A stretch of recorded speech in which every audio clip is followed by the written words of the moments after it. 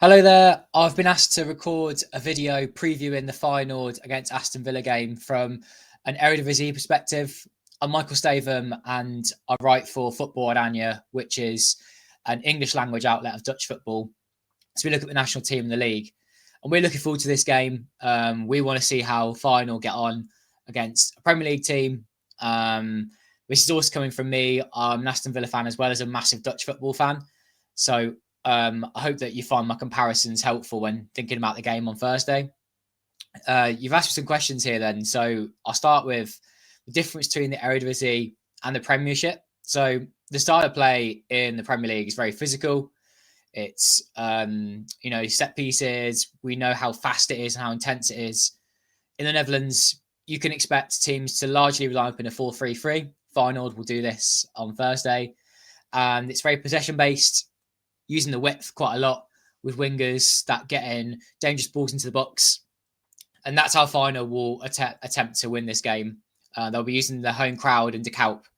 If people aren't aware, De Kuip is probably the most vociferous atmosphere in the Netherlands. Always a good atmosphere when Feyenoord play at home, especially on European nights. So that was something for Villa fans to look forward to, especially if they're going over to the Netherlands. You've asked me as well what I'm expecting from the game. I think it will be a good atmosphere from Feyenoord. I think it will be a fairly level game. I'm saying that because Feyenoord, this season so far, at least in the Netherlands, are probably the best team in the league.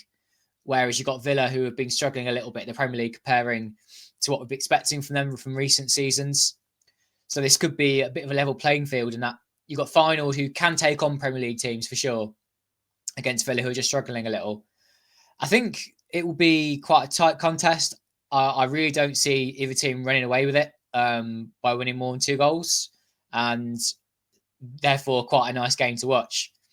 The team that will start against Villa, though, is quite a tricky one to answer at the moment. Feyenoord in their last Europa League game against Braga, they lost 1-0 in that game, but they changed most of their starting 11. They didn't really keep in their key players other than maybe 1 or 2.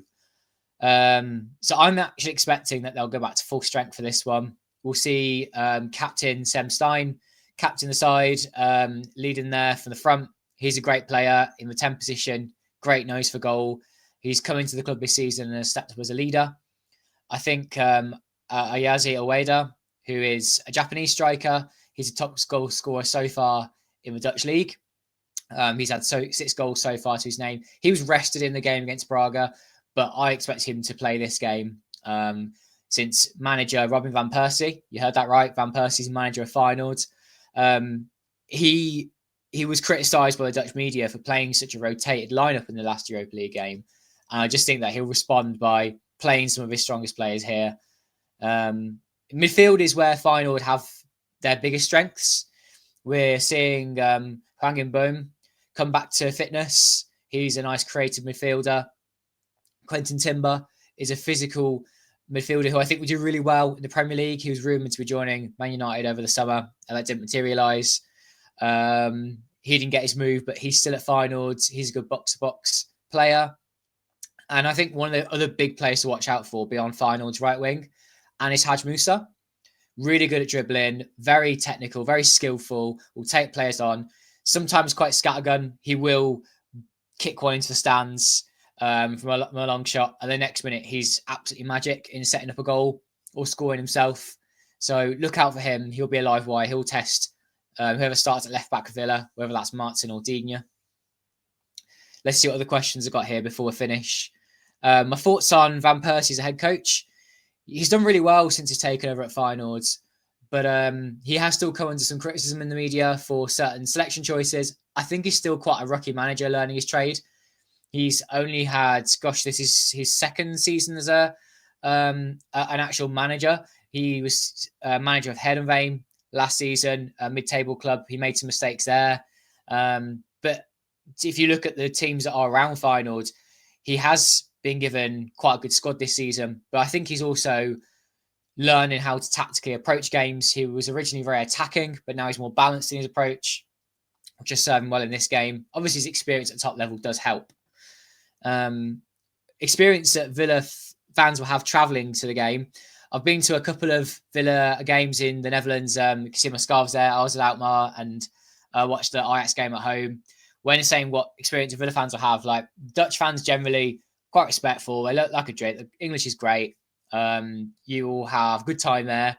And it's a very nice, safe country. Rotterdam's got a bit of life to the city, and I hope the Villa fans love travelling over there. I think that's answered all the questions. So hope that was good. Hope people enjoyed it. People want to check us out on Football Oranje. You can see the spelling up in the top corner there. We are a Dutch football website, but all in English. So we do podcasts in the league, meet players, talk about the Dutch national team. And yeah, got a YouTube channel, website, and a Twitter page as well. See you everyone. Bye.